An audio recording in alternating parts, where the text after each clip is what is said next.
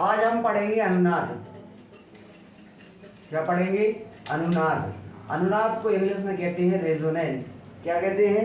Resonance. RE, इसको क्या कहते हैं? रेजोनेंस।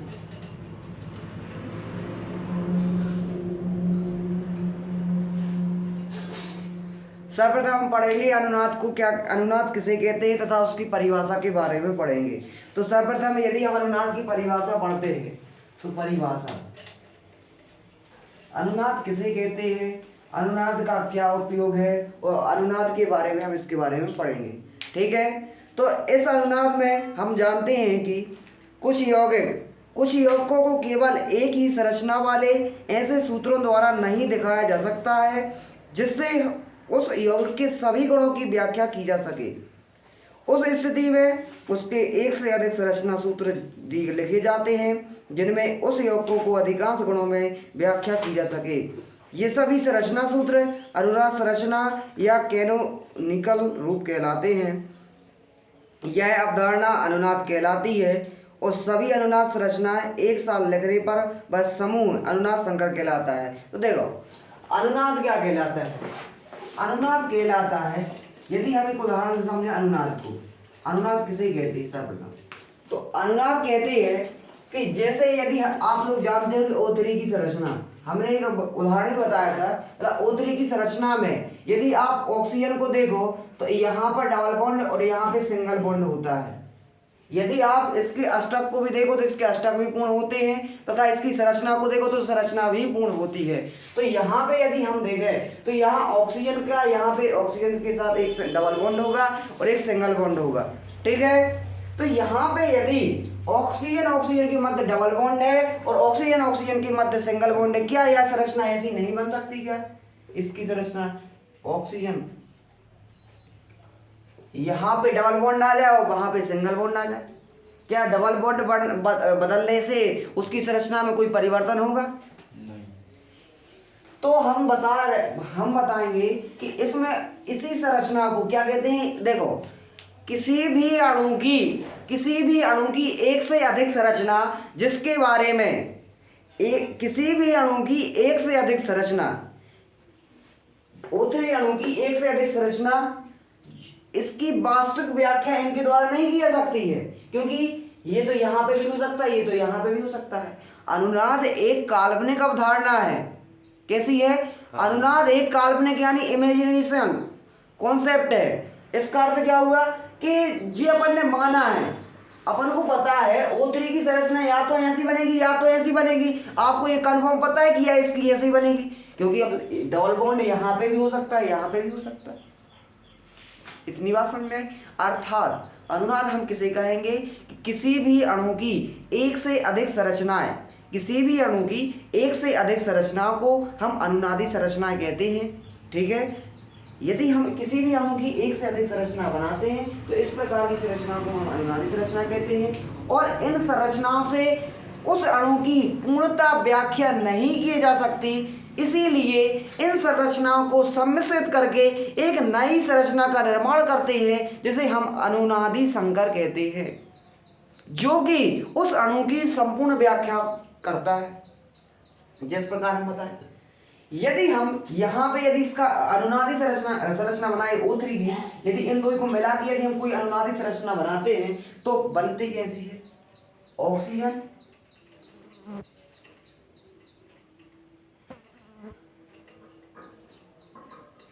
इसका अर्थ हुआ ये कहलाती है अनुनादी संरचना।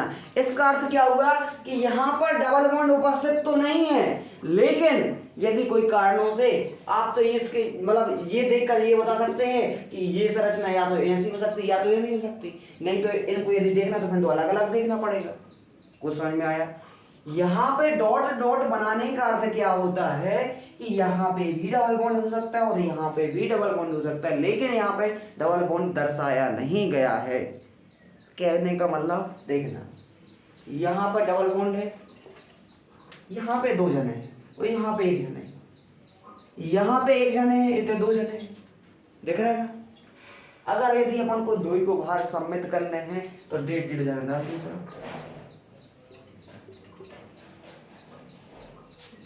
यानी यदि हमें दो ही तरफ, यहाँ पे देखो मान लो जो कुछ हम बता रहे हैं, इस तरफ दो जने हैं यानी एक पलड़ा पे दो जने बैठे, और एक तराजू की पलड़ा पे एक जना बैठो, तो बाहर असममित है, संरचना गलत है, मतलब गलत तो नहीं है, वह सही है। लेकिन यदि आपको दोनों पलड़ों को सीधा करना है तो कहाँ पे, इस तरफ भी उतना ही सामान रखना चाहिए, इस तरफ भी उतना ही सामान रखना चाहिए। इसका अर्थ क्या हुआ कि यहाँ पर ये तो हमने बना दिया है नॉर्मली, इसका अर्थ क्या हुआ कि यहाँ पे अनुनादी संरचनाओं में इन दोनों संरचनाओं के गुण आ जाते। क्या इसमें गुण दिख रहेगा इन दोनों संरचनाओं के? इन दोनों संरचनाओं के इसमें गुण दिख रहे होंगे आपको, दिख रहे? तो हम इस संरचना को क्या कहते हैं? अनुनादी संरचना। क्या कहते हैं? अनुनादी संरचना।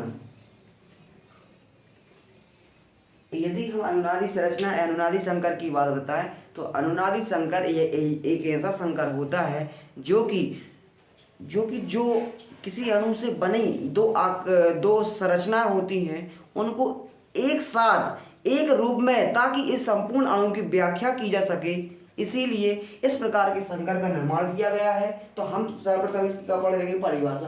तो परिभाषा लिखें क्या? तो देखो परिभाषा लिखने के लिए हम सर्वप्रथम लिखते हैं कि अनुनादी।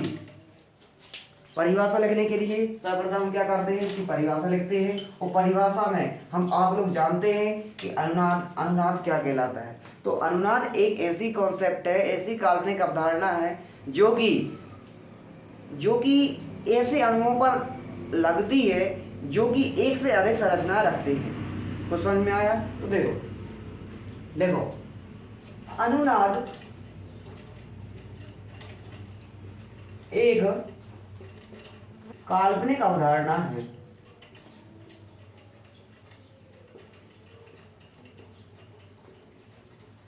अनुनाद एक काल्पनिक अवधारणा है जो कि ऐसे अणुओं पर लगती है, अणुओं पर लागू होती है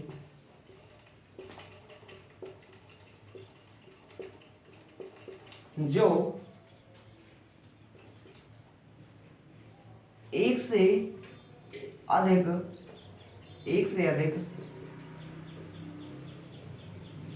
संरचनाएं प्रदर्शित करते हैं।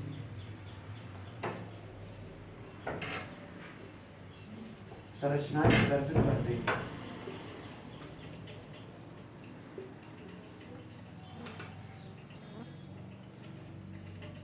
अतः हम कह सकते हैं कि अनुनाद एक ऐसी अवधारणा है, अनुनाद एक ऐसी काल्पनिक अवधारणा है जो कि ऐसे अणुओं पर लागू होती है जो कि एक से अधिक संरचनाएं प्रदर्शित करते हैं। यदि हम इस उदाहरण की बात हो जाए तो यदि हम उदाहरण बताएं, उदाहरण में हम जानते हैं कि O3, यदि आपको दिख रहा है O3, हम पहले तो इस काल्पनिक अवधारणा को छोड़ दें तो इसमें यदि आप इस अणु की परिभाषा की बात होता है, ऐसे अणु यानी O3 एक ऐसा अणु है जिस पर कौन सी अवधारणा लागू होती? एक से अधिक संरचना प्रदर्शित। देखो एक से अधिक कैसे? O3 की यदि आप संरचना की बात करें तो एक O3 की संरचना ऐसी बनेगी, और यदि एक संरचना की और बात बोले तो O3 की संरचना कैसी बनेगी? तो इन संरचनाओं को हम क्या कहेंगे? O3 की संरचनाएं, O3 की अनुनादी संरचनाएं, O3 की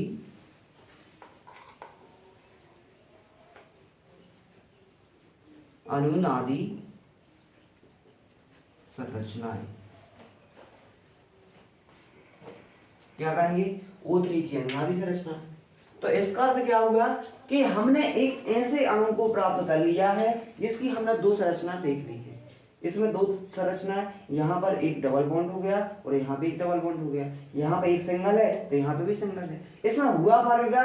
यहाँ का डबल बॉन्ड यहाँ पे आ गया। इसमें कोई अणु की संरचना पे कोई प्रभाव नहीं पड़ेगा, बस उसकी जो व्याख्या होती है वो मतलब दो तरीके से हो सकती ना। यहाँ पे एक डबल बॉन्ड हो गया, इसमें इस तरफ डबल बॉन्ड हो गया, ठीक है ना। तो इन दोनों संरचनाओं को यदि हम समस्त रूप में यदि हम प्रदर्शित करते हैं तो एक संरचना का निर्माण होता है जिसे हम अनुनादी संरचना कहते हैं। अनुनादी संरचना नहीं, अनुनादी संकर। कुछ समझ में आया? जिस प्रकार हम संकर संकरित ऑर्बिटल यानी संकरण की अवधारणा में हमने जितने कक्षकों का संकरण कराया था वे अयुग्मित या युग्मित कक्षक थे, और उससे निर्मित जो कक्षक बने इनको हमने संकरित ऑर्बिटल कहा यानी संकरित कक्षक कहा। उसी प्रकार हमने क्या किया, हमने O3 जैसे एक अणु की संरचना बनाई, और O3 जैसे अणु की संरचना बनाकर अनुनादी संरचना वाला इनकी अनुनादी संरचना बनाई, और अनुनादी संरचना बनाने के बाद हमने उसका एक सम्मिश्र रूप लिया तो उसका हम अनुनादी संकर बनाएंगे। और अनुनादी संकर इन दोनों संरचनाओं का समस्त रूप होता है, यानी इन दोनों संरचनाओं की पूर्णता व्याख्या करता है। ठीक है ना। कहने का अर्थ है कि जहाँ दो व्यक्ति काम करते हैं, यदि वहाँ पे एक व्यक्ति रह के काम हो सकता है तो दो को काम पे क्यों लगाए। तो यहाँ पे दो संरचनाएं बन रही हैं, तो यदि एक संरचना इन दोनों संरचनाओं का काम कर रही है तो इनको क्या मतलब, कहने का मतलब ये है। तो कुछ लिखना हो तो जल्दी से लिख लो, 5 मिनट का टाइम दे रहे हैं। देखिए लिखना है जल्दी से 5 मिनट।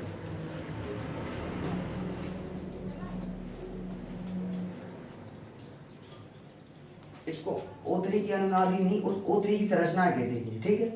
और इनसे जो निर्मित होगा, इन दोनों से जो संकृत जो निर्मित होगा, इन दोनों से जो चीज जो क्या बोलते हैं अनुनादी संकर का अनुनादी संरचनाओं का निर्माण होगा। अनुनादी संरचना का निर्माण होगा, संरचना का निर्माण। तो वो संरचना बनेगी कैसी, ऑक्सीजन यहाँ पे रहेगा,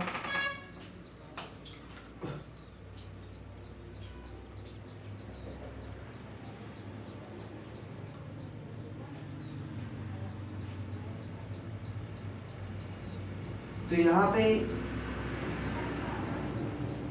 जो होगी अनुनादी संरचना।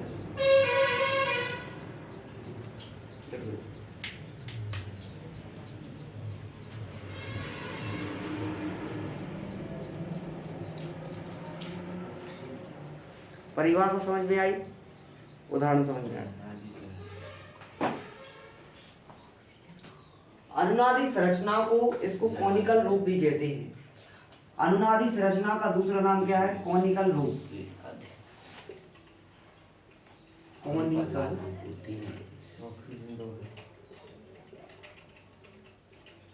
क्या होता है, कॉनिकल रूप। ऐसे अणुपद लागू होते हैं।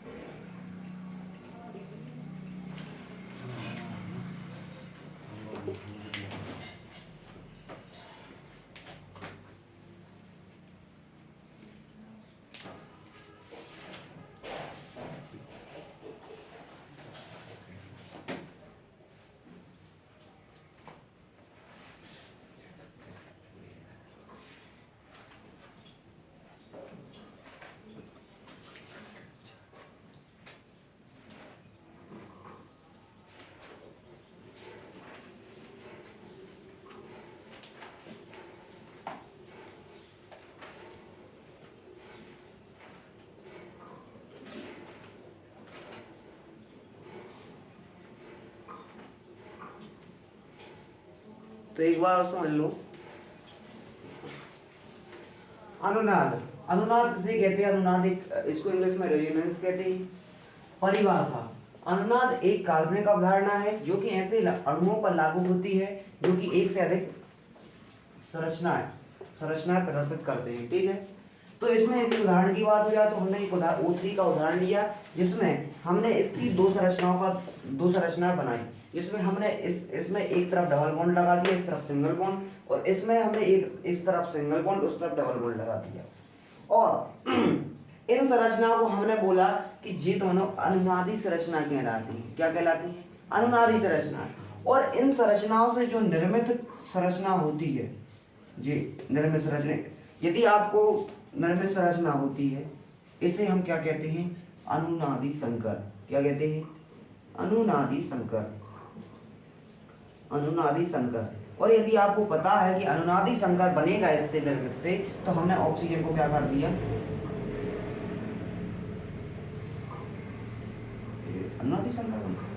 तो देख, अपन बोल सकते हैं कि अनुनादी संरचना, अनुनादी संकर के लिए परिभाषा की बात बोले तो अनुनादी संरचनाओं का सम्मिश्र रूप जो कि पूरे अणु की समस्त व्याख्या करता है, उसका अनुनादी संकर कहलाता है। या अनुनादी संरचनाओं का वह समूह जो कि किसी उस अणु की संपूर्ण व्याख्या करता है, उस चीज का अनुनादी संकर कहलाएगा। किसी को कोई दिक्कत? तो हमने कहा कि ये इसको क्या कहते हैं? इनको कहते हैं अनुनादी संरचना। और अनुनादी संरचनाओं से जो निर्मित क्या होता है, एक नया संरचना का निर्माण होता है, उसे हम अनुनादी संकर कहते हैं। इतने बात समझ में आया? और अब यदि आपको दिख रहा हो कि दोनों अनुनादी, देखना, यदि इनको अनुनादी संरचना जो भी बनती हैं, उनके बीच में ऐसा तीर का निशान लगाना अत्यधिक आवश्यक होता है। ठीक है? तो इसमें एक नियम भी कहता है कि कोनिकल यानी अनुनादी संकर, सॉरी, अनुनादी संरचनाओं के मध्य, क्या? अनुनादी संरचनाओं के मध्य अनुनाद को प्रदर्शित करने के लिए इन अनुनादी संरचनाओं के मध्य अनुनाद को, आपको कैसे पता है कि इनके बीच अनुनाद होगा? क्योंकि यहाँ पे डबल बॉन्ड हो गया, तो यहाँ पे सिंगल बॉन्ड है। यानी आपको यदि दो संरचनाओं में अनुनाद को प्रदर्शित करना है, तो उन संरचनाओं के बीच में यदि आप तीर का निशान दर्शा देते हैं, तो इस प्रकार के हम दर्शा देते हैं जिसके अनुनादी संकर। पेपर में हमारे ख्याल से O3 या कुछ एक दो अणु आते हैं उसका अनुनादी संकर बनाने के लिए। ठीक है, समझ में आया? तो अब अपना टॉपिक डालेंगे अनुनादी संकर। अनुनादी संकर किसे कहते हैं और अनुनादी संकर की कुछ गुण। ठीक है, तो हम इसको आगे बढ़ते हैं। ठीक है, अनुनादी संकर।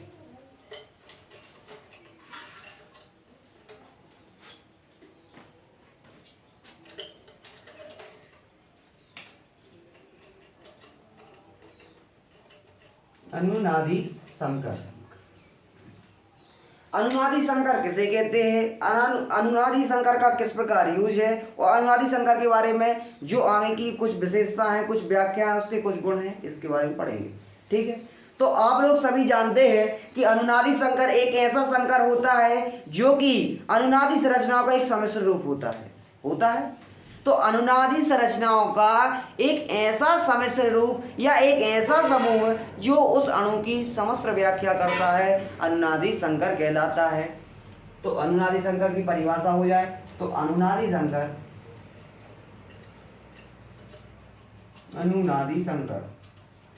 परिभाषा लिखते जाइए। अनुनादी संकर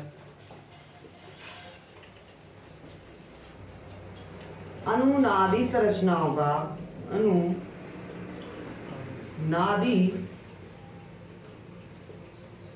संरचनाओं का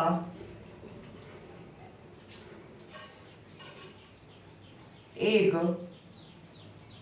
ऐसा समूह है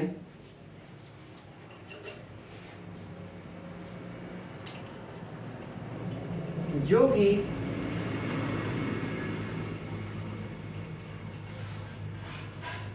संबंधित अणु की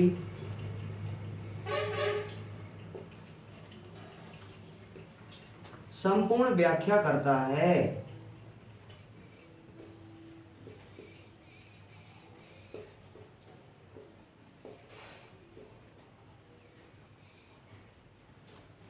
तो अनुनादी संकर हो गया। तो अनुनादी संकर एक ऐसा संकर है या अनुनादी संकर अनुनादी संरचनाओं का ऐसा समूह है जो कि संबंधित अणु यानी O3 अणु की समस्त संरचनाओं के रूप में समस्त व्याख्या करता है।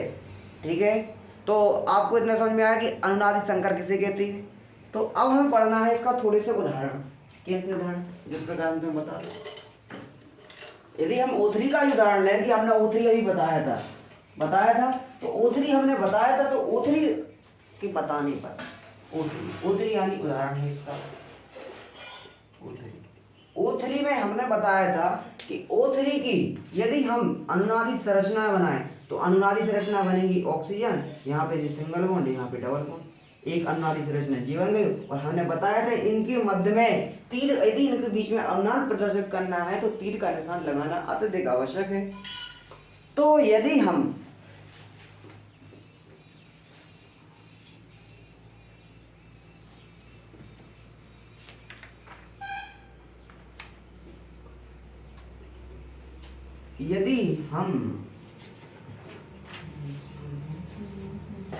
तो यहां पर ये इनकी कहलाएंगी अनुनादी संरचनाएं,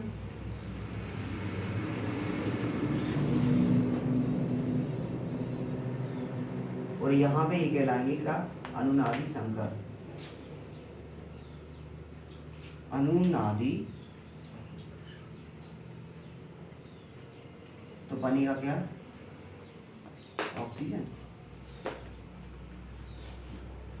ऑक्सीजन। तो O3 अणु का यदि पेपर में आ जाए कि O3 अणु का अनुनादी संकर बनाइए, तो अनुनादी संकर आप यहाँ पे देखेंगे कि अनुनादी संरचनाओं की अनुनाद संकर संपूर्ण व्याख्या करता है। इन दोनों संरचनाओं की संपूर्ण व्याख्या कर रहा कि नहीं कर रहा, तो हमने परिभाषा बताई थी अनुनादी संकर। अनुनादी संकर यानी जे परिभाषा समझो, अनुनादी संकर अनुनादी संरचनाओं का एक ऐसा समूह है जो संबंधित अणु की संपूर्ण व्याख्या करता है। परिभाषा समझ में आई, परिभाषा कंप्लीट हो गई। तो इसके बाद हम कुछ इसके लक्षण बताएंगे क्या है, ठीक है। लक्षण यानी विशेषताएं, कुछ भी बोल सकते हैं। लक्षण को प्रॉपर्टीज भी बोलते हैं, विशेषता भी कहते हैं। आप सुनिए, तो अनुनादी संरचनाएं, ठीक है। अनुनादी संरचनाओं का कोई भौतिक अस्तित्व नहीं है। हमने क्या बोला, अनुनादी एक काल्पनिक अवधारणा है। अनुनाद एक काल्पनिक अवधारणा है कि नहीं है। तो उनसे बने जो अनुनादी संकर हैं तो वो भी तो काल्पनिक होंगे, इसकी कोई भौतिक अवस्था नहीं। तो इसमें आप पहला पॉइंट क्या लिखेंगे कि अनुनादी संकर की कोई भौतिक अवस्था नहीं है। क्या है, अनुनादी संकर की कोई फिजिकल स्टेट नहीं है, कोई की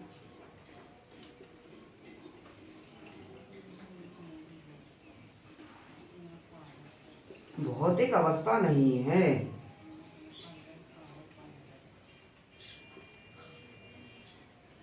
पहला पॉइंट। दूसरा पॉइंट, अनुनादी संकर, अनुनादी संकर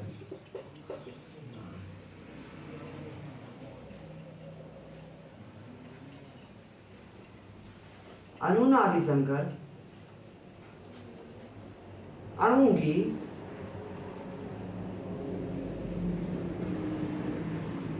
संपूर्ण व्याख्या करता है।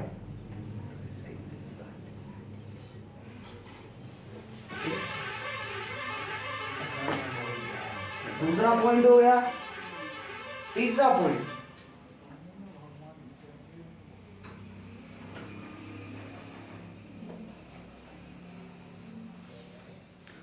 और अनुनाद का सिद्धांत जो होता है, अनुनाद का सिद्धांत, अनुनाद का सिद्धांत अधिकतर, कैसा, अधिकतर असंतृप्त यौगिकों पर लागू होता है। असंतृप्त यौगिकों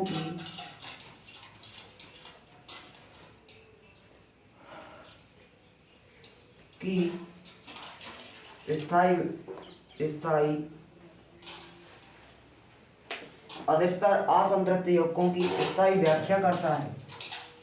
व्याख्या यानी अत्यधिक वर्ग से व्याख्या करता है। तो ये हो गया क्या अपना अनुनादी संकर। क्या हो गया, अनुनादी संकर। तो अनुनादी संकर में हमने बताया कि अनुनादी संकर की परिभाषा, तो अनुनादी संकर अनुनादी संरचनाओं का एक ऐसा समूह है जो कि संबंधित अणु की संपूर्ण व्याख्या करता है। यानी अनुनादी संकर यानी अनुनादी संकर। इसमें आप देख सकते हैं कि अनुनादी संरचनाओं की एक ऐसा समूह यानी इन दोनों का एक ऐसा कंबाइंड रूप है जो कि संबंधित अणु यानी उत्तरी की संपूर्ण व्याख्या यानी पूरे चीजों को बताता है। इसमें अनुनादी संकर की संपूर्ण यानी दोनों संरचनाओं के गुण सम्मिलित होते हैं। और इसमें लक्षण की बात हो जाए तो अनुनादी संकर की कोई भौतिक अवस्था नहीं है, इसका अर्थ होता है यह एक काल्पनिक अवधारणा है। दूसरी बात, अनुनादी संकर अणु की संपूर्ण व्याख्या करता है, ये तो करता ही है। और अनुनाद का सिद्धांत अधिकतर असंतृप्त यौगिक को जानते हो जिसमें डबल बॉन्ड और ट्रिपल बॉन्ड उपस्थित होते हैं। इस प्रकार के यौगिकों को हम असंतृप्त यौगिक कहते हैं। तो यह असंतृप्त यौगिकों की संपूर्ण व्याख्या करता है। ठीक है, तो लिख लीजिए जल्दी से।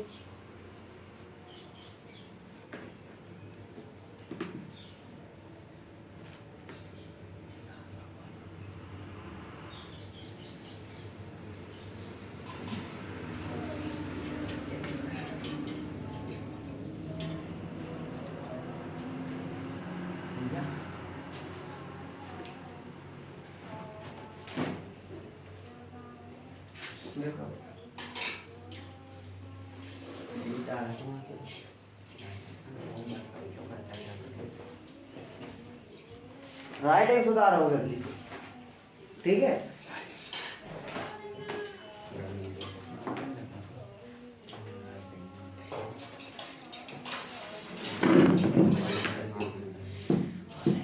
बाद में करो।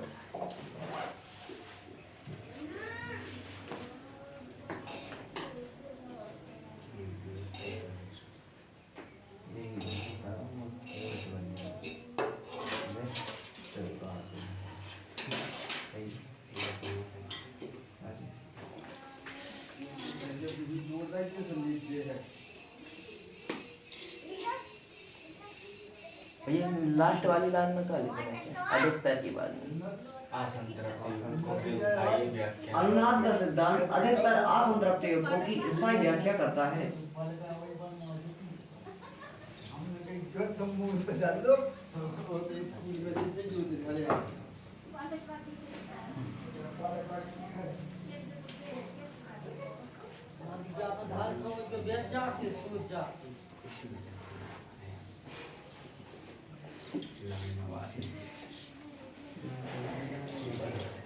बात नहीं करो, वो लिख जाएगा जल्दी से, को आने उस जगह को पढ़ना।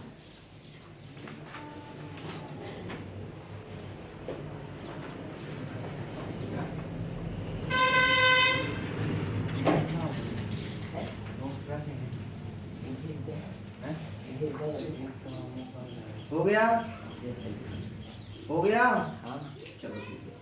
तो अपन को अनुनादी ऊर्जा और पढ़ना है, ठीक है। तो जी समझ में आया अनुनादी संकर। अनुनादी हमने आज क्या पढ़ा? अनुनाद तथा अनुनादी संकर के बारे में पढ़ा। अब पढ़ेंगे क्या? अनुनादी ऊर्जा। क्या पढ़ाएंगे? अनुनाद की ऊर्जा यानी रेजोनेंस एनर्जी। अनुनाद को कहते हैं इसमें रेजोनेंस और ऊर्जा को एनर्जी। तो अपन क्या पढ़ेंगे? क्या पढ़ेंगे? अनुनादी ऊर्जा, इंग्लिश में रेजोनेंस एनर्जी।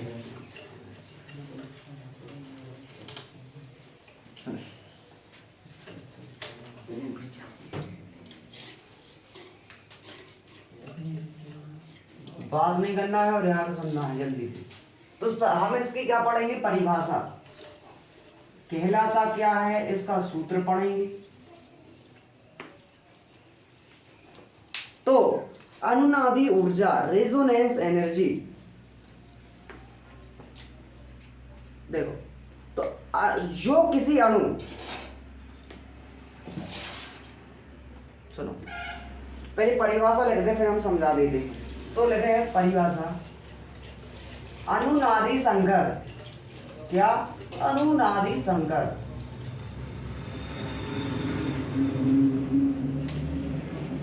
अनुनादी संकर और सर्वाधिक, अनुनादी संकर और सर्वाधिक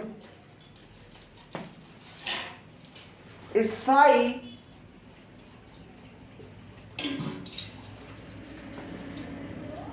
अनुनाद संरचना की ऊर्जा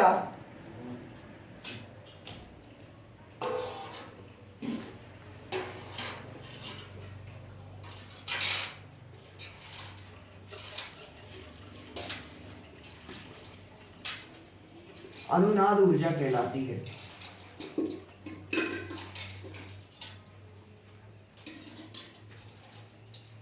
ऊर्जा का अंतर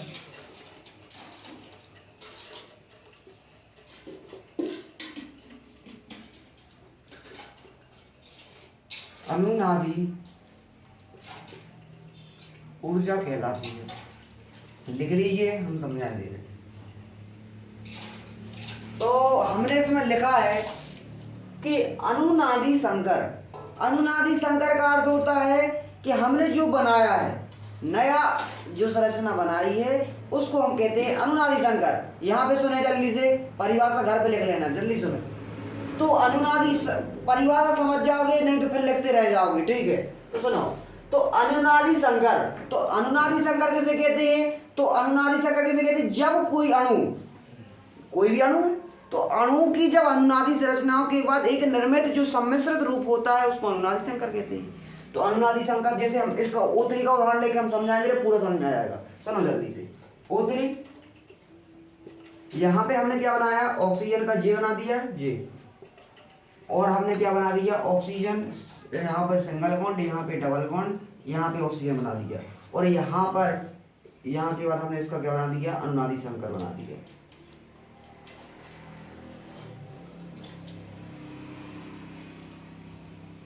बन गया। ये था अनुनादी संकर, और ये क्या होता है? अनुनादी संरचना। तो इसमें परिभाषा में लिखा क्या है? सुनो जल्दी से सुनना। अनुनादी संकर यानी जे और सर्वाधिक स्थायी अनुनादी संरचनाएं, यानी इन दोनों में से जो सर्वाधिक स्थायी अनुनादी संरचना है, इसकी जो ऊर्जा होगी, और इनमें से जो सर्वाधिक स्थायी जो भी अनुनादी संरचना होगी, उन दोनों के अंतर को हम अनुनादी ऊर्जा कहेंगे। तो हमने क्या लिखा कि अनुनादी संकर तथा अनुनादी संरचनाओं में से जिसकी अत्यधिक ऊर्जा रहेगी, इन दोनों के अंतर को हम कहेंगे अनुनादी ऊर्जा। तो देखो परिभाषा में लिखा क्या है? अनुनादी संकर और सर्वाधिक स्थायी अनुनादी संरचनाएं की ऊर्जा के अंतर को हम क्या कहते हैं? अनुनादी ऊर्जा कहते हैं। परिभाषा किसी में दिक्कत? अब सुनो, यदि हम इसकी सूत्र की बात हो जाए, इसमें सूत्र लेकिन लिखेंगे ना, सूत्र का सूत्र, सूत्र में क्या लिखेंगे? और सूत्र में लिखेंगे क्या? अनुनादी संकर की ऊर्जा है, क्या लिखेंगे? सबसे पहले तो अनुनादी ऊर्जा बराबर अनुनादी ऊर्जा बराबर अनुनादी संकर की ऊर्जा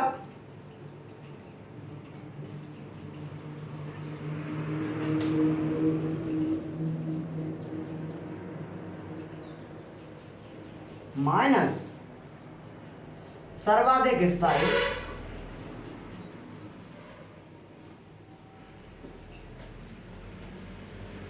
अनुनादी संरचनाओं की ऊर्जा, अनुनादी संरचना की ऊर्जा।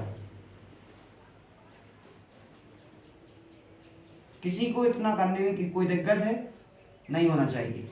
तो हमने क्या कहा कि जिस प्रकार हमने परिभाषा को इसमें सूत्र के रूप में पिरो दिया, तो इसमें हमने बताया है कि अनुनादी संकर और सर्वाधिक स्थायी अनुनादी संरचनाओं की ऊर्जा का अंतर अनुनादी ऊर्जा कहलाता है। और हम जानते हैं कि अनुनादी ऊर्जा बराबर अनुनादी संकर की ऊर्जा माइनस सर्वाधिक अनुनाद की संरचना। यदि हम आपसे कहें कि यदि अनुनाद संकर की ऊर्जा 10 है और यदि सर्वाधिक स्थायी वाले इसकी ऊर्जा 7 है, तो अनुनादी ऊर्जा कितनी होगी? 3 होगी, क्योंकि यहाँ पे हम 10 रख देंगे, यहाँ पे 7 रख देंगे, तो उत्तर 3 आ जाएगा। किसी को कोई दिक्कत है? तो यहाँ पे आप देख सकते हैं कि अनुनादी संकर ये है और सर्वाधिक स्थायी अनुनादी संरचना इनमें से कोई हो सकती है, ठीक है। तो इतना करने में किसी को कोई दिक्कत नहीं होनी चाहिए।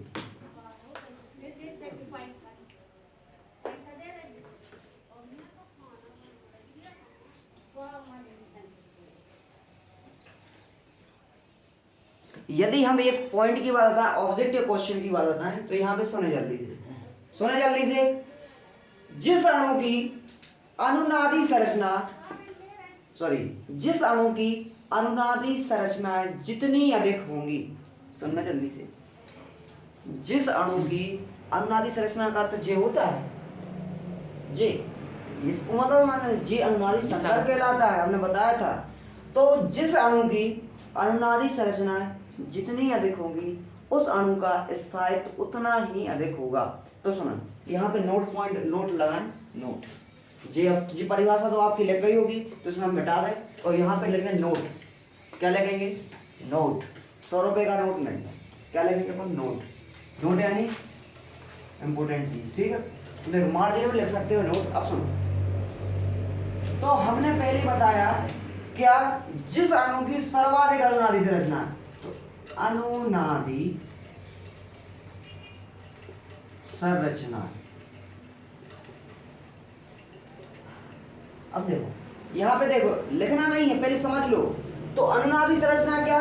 अनुनादी संरचना यदि बढ़ेंगी तो अणु या यौगिक का स्थायित्व बढ़ेगा। तो समानुपात नहीं, हाँ समानुपात भी कह सकते, लेकिन समानुपात में तो क्या है समानुपात? तो तुम इतना समझो कि अनुनादी संरचना जितनी अत्यधिक होगी उसका यौगिक का स्थायित्व उतना ही अधिक होगा। जी किसी की कोई दिक्कत है क्या? उसी प्रकार यदि दूसरा पॉइंट देखें, यदि अनुनादी ऊर्जा आते देखें, यदि किसी यौगिक की या किसी अणु की यदि अनुनादी ऊर्जा अत्यधिक है तो उसकी स्थायित्व भी अत्यधिक होगा। ये लिख देना, स्थायित्व अत्यधिक होगा, ठीक है। जो कुछ पॉइंट यहाँ पे लिखा वही यहाँ पे लिख दो, या यदि आपको भाषा के रूप में प्रयोगना है तो लिख सकते हैं कि जिस अणु की अनुनादी संरचना अत्यधिक होंगी उस अणु का स्थायित्व उतना ही अधिक होगा, तथा जिस अणु की अनुनादी ऊर्जा जितनी अत्यधिक होगी उसका स्थायित्व भी उतना ही अत्यधिक होगा। किसी को इतना करने में कोई दिक्कत नहीं होनी चाहिए।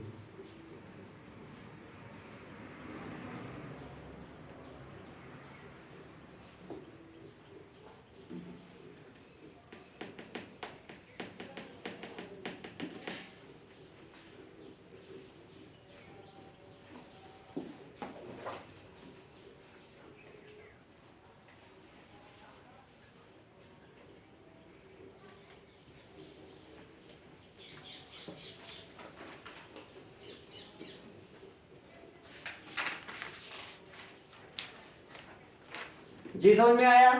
अब देखना, अब हम आपको एक उदाहरण पता भी है, हम उसके बारे में और एक्स्ट्रा बताएंगे। 5 मिनट सुन लो। तो हमने क्या पढ़ाया? सर्वप्रथम हमने अनुनाद पढ़ाया, अनुनाद के बारे में पढ़ाया, और दूसरी बात हमने अनुनाद के बारे में पढ़ाया, और दूसरी बात क्या पढ़ाई? अनुनादी संकर के बारे में पढ़ाया, और तीसरी बात हमने अनुनादी ऊर्जा पढ़ाई। इसके बाद हम क्या पढ़ेंगे? एक उदाहरण और एक्स्ट्रा जो आपको पता भी है। जी हम मिटा सकते हैं क्या? तो इसको मिटा रहे हैं। तो आपने बेंजीन का नाम सुना है क्या? बेंजीन जिसका परमाणु क्रमांक क्या है? संरचना सूत्र C6H6 होता है।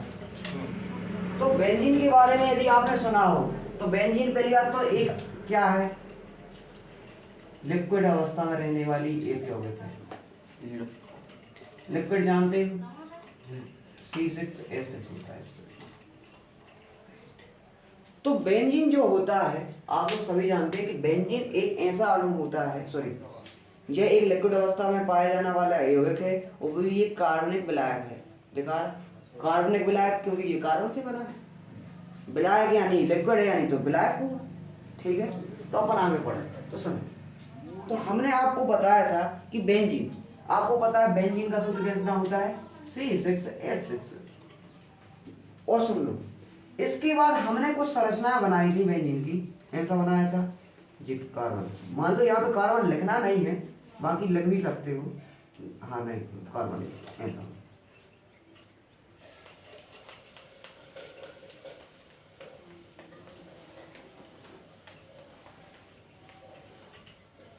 यदि आपको दिख रहा हो, ये अपन की बेंजीन की संरचना बन गई। बन में गया। इसके बाद यदि आपको पता हो तो हम व्यंजन की दूसरी संरचना भी बना सकते हैं। बना सकते कि नहीं बना सकते?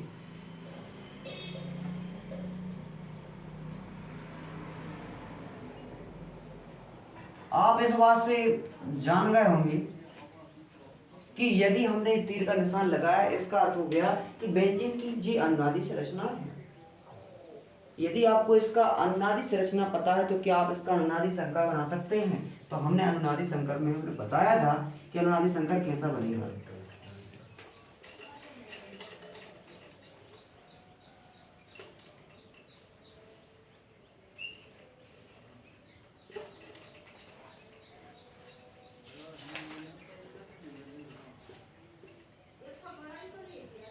तो क्या आपको दिख रहा है इसका अनुनादी संकर? इसमें आप देखेंगे कि इसमें ना इसका ना है तो डबल बॉन्ड, इसका सबके क्या हो गया, इनके सबकी संपूर्ण व्याख्या हो रही कि नहीं हो रही। तो यदि पेपर में आपको अनुनादी से हमने इसको बताया था कि जी इसको हम अनुनाद के बारे में बताएंगे कि इसकी संरचना ऐसा ही क्यों बनती है। तो इसकी संरचना किसके कारण बनती है? अनुनाद के कारण बनती है। अनुनाद के कारण क्या होता है कि डबल बॉन्ड जो होता है ये अल्टरनेटिंग डबल बॉन्ड होती है जो इसमें आपस में जुड़ जाती है, इसमें जे ऐसा हो जाता है। गोला नहीं होता है, इसमें जे डॉट डॉट होते हैं। यदि आप बनाना चाहें तो इसको गोला ही बना सकते हैं। एन के दो ही जिस हो गया प्रकार है। हम कहते हैं ऑक्सीजन के यहाँ पे जब हम इनका वो बनाते हैं तो हमने ऐसा बनाया था। तो इसी प्रकार यहाँ पे क्या कर देते हैं, हम इसको डॉट डॉट बना देते हैं। और यदि आपको गोला बना तो कोई दिक्कत भी नहीं, ठीक है, तो लिख लीजिए। तो आज अपना क्या हुआ, अनुनादी संकर कंप्लीट हो गया, अनुनादी संकरण। अब हमको दूसरा टॉपिक पढ़ना है, वो हमने सर्व एमओटी यानी मॉलिक्यूलर ऑर्बिटल थ्योरी।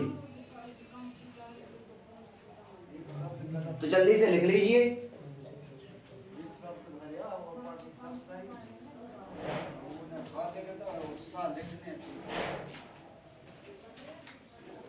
और कुछ पढ़ने हैं, रिवीजन करने थोड़ी बहुत, जल्दी से लिख दो।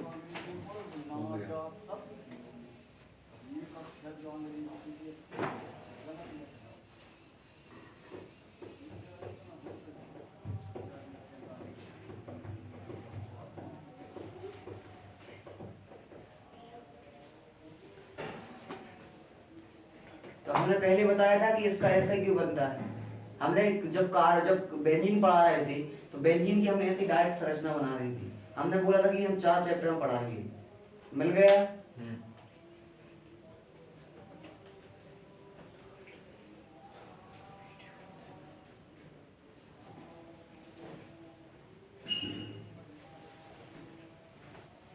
तो आगे क्या पढ़ाना है, यदि आपको एक हाइड्रोजन बंधन पढ़ा देना, ठीक है ना। हाइड्रोजन बहुत ही इम्पोर्टेंट है अपने लाइफ में। और सबसे बड़ी बात, 3 नंबर का पेपर में क्वेश्चन आता ही है, 3 नंबर का पूरा निश्चित है कि पेपर में 3 नंबर का क्वेश्चन आएगा हाइड्रोजन बंधन। कल अपन एमओटी पढ़ेंगे, कल हम करेंगे कि कोर्सेज के चैप्टर कंप्लीट हो जाए, बाकी चैप्टर मुश्किल है कंप्लीट हो पाए, 1-2 दिन लगेंगे, ठीक है। तो जे लग गया अपना, लिखना हो तो लिख लीजिए, जल्दी से लिख गया।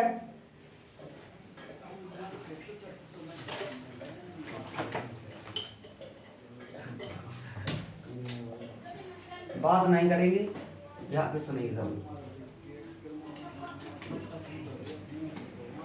आपने कितने प्रकार के बंधों को पढ़ा है तो हम बता रहे हैं। तो देखो हमने सर्वप्रथम पढ़ाया है बंध, नहीं हमने बंधों के बारे में पढ़ाया है। तो सुनो, बंध या आबंध हमने सर्वप्रथम पढ़ाया है। पहला पढ़ाया है सहसंयोजी आबंध, सहसंयोजी, आबंध। इसको इंग्लिश में बॉन्ड कहते हैं, यदि आपको पता हो। हाँ, तो पहले तो बॉन्ड क्या कहलाता है? बॉन्ड जिस प्रकार आप एक स्कूटर से दूसरे स्कूटर को जोड़ते हैं, गाड़ी चला के ले जाते हैं, उसी प्रकार यदि दो कार्बन परमाणु को आपस में जोड़ना है तो उसे एक बॉन्ड के माध्यम से, एक रस्सी के माध्यम से या किसी लाइन के माध्यम से जोड़ सकते हैं। और यदि आपको पता हो कि यदि जो कार्बन कार्बन लिखा है इनके मध्य जो बॉन्ड लगा है इसको हाइफा कहते हैं। बताया था कि नहीं बताया था? यदि आपको पता ना हो तो कुछ दिक्कत नहीं है, ठीक है, जान लीजिए। ठीक है, तो अपन अब पढ़ेंगे क्या? अब सुनो, तो हमने आबंध के बारे में पढ़ा, तो हमने सर्वप्रथम क्या पढ़ेंगे? पढ़ चुके हैं ये सहसंयोजक आबंध पढ़ा था। दूसरा हमने बताया था आयनिक आबंध, आयनिक आबंध। अब हम पढ़ेंगे हाइड्रोजन बंध या हाइड्रोजन आबंध, हाइड्रोजन आबंध। यदि आपने पढ़ा हो, क्या पढ़ा हो कि आप जानते हैं, कृपया कर यहाँ पे देखिए, तो यहाँ पे यदि आप देखें कि आबंध में हमने सर्वप्रथम सहसंयोजी आबंध, आयनिक आबंध और हाइड्रोजन आबंध पढ़ा है। पढ़ा नहीं, हाइड्रोजन आबंध पढ़ेंगे। तो हमने सहसंयोजक आबंध में बताया था कि इलेक्ट्रॉनों की साझेदारी से जिस आबंध का निर्माण होता है उसे सहसंयोजक आबंध कहते हैं। इसमें क्या होता है कि आपस में दो क्या होते हैं, परमाणु के इलेक्ट्रॉन होते हैं, वो आपस में क्या होते हैं, अपने इलेक्ट्रॉनों को आपस में क्या रख देते हैं, अपनी पार्टनरशिप करके अपने इलेक्ट्रॉनों का साझा कर देते हैं और इस प्रकार एक सहसंयोजक यौगिक का निर्माण होता है। इस प्रकार के बंध को हम सहसंयोजी बंध कहते हैं। इतना समझने में किसी को कोई दिक्कत होगी तो बताएं। तो इसके बाद अपन आयनिक बंध पढ़ते हैं। तो आयनिक बंध में हमने बताया था कि यहाँ पर दो आयन, एक धनावेश और एक ऋणावेश के मध्य जब विद्युत सहसंयोजी रेखाएं उत्पन्न हो जाती हैं और फिर वो अपने एक दूसरे को आकर्षित करने लगते हैं विद्युत सहसंयोजी रेखा होने के कारण, इससे जो निर्मित बंध होता है इसे आयनिक बंध कहते हैं। तो इसमें जो धनावेश होता है, धनावेश का निर्माण कैसे होता है, ऋणावेश का निर्माण कैसे होता है? तो आप सभी जानते हैं कि धनावेश का निर्माण किसी भी परमाणु से यदि एक इलेक्ट्रॉन निकल जाता है तो उसमें धनावेश आ जाता है और यदि इसमें एक इलेक्ट्रॉन चला जाता है तो उसमें ऋणावेश आ जाता है, यानी वो आयन बन जाते हैं। तो आप जानते हैं कि एक धनायन और एक ऋणायन जब आपस में अपने विद्युत सहसंयोजी रेखाओं द्वारा आपस में जुड़ जाते हैं तो इस प्रकार के यौगिक को क्या कहते हैं? अपन आयनिक बंध कहते हैं। आपको इतना समझ में कोई दिक्कत होगी तो नहीं होगी। तो सुनो, अब अपन पढ़ेंगे हाइड्रोजन आबंध। हाइड्रोजन आबंध किसे कहते हैं, इसकी परिभाषा, इसके उपयोग अत्यधिक आवश्यक है और पेपर में बहुत इंपॉर्टेंट है। एक निश्चित है कि पेपर में क्वेश्चन आता है, ठीक है, क्योंकि इसमें कारण से संबंधित क्वेश्चन आता है। हाइड्रोजन बंध किसे कहते हैं इससे कोई क्वेश्चन नहीं आता, बाकी हम पढ़ाएंगे पूरा, ठीक है। तो आप आगे अपन हेडिंग ला लीजिए, हाइड्रोजन बंध। हाइड्रोजन बंधन किसे कहते हैं?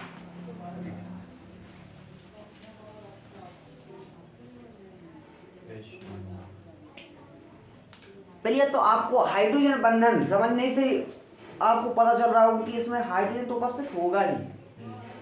हाइड्रोजन का अर्थ होता है क्या? हाइड्रोजन। वो हाइड्रोजन बंधन यानी हाइड्रोजन से जो बंध बनता है उसको हाइड्रोजन बंध कहते हैं।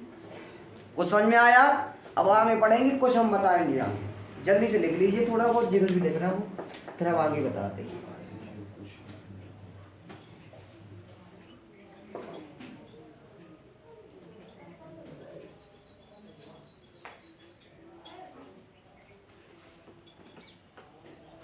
और यहाँ पे सुन लीजिए,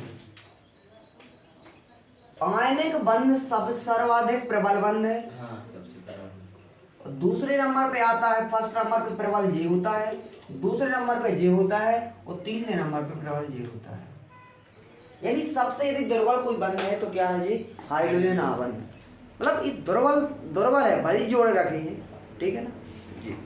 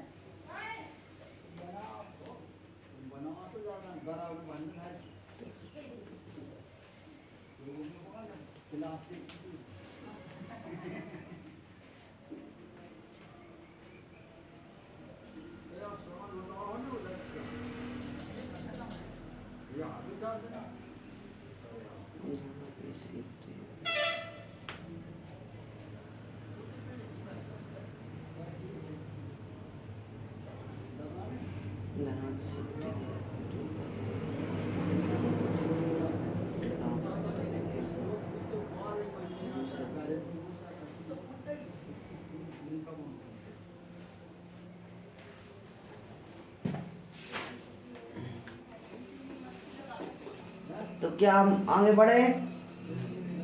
तो सुनिए,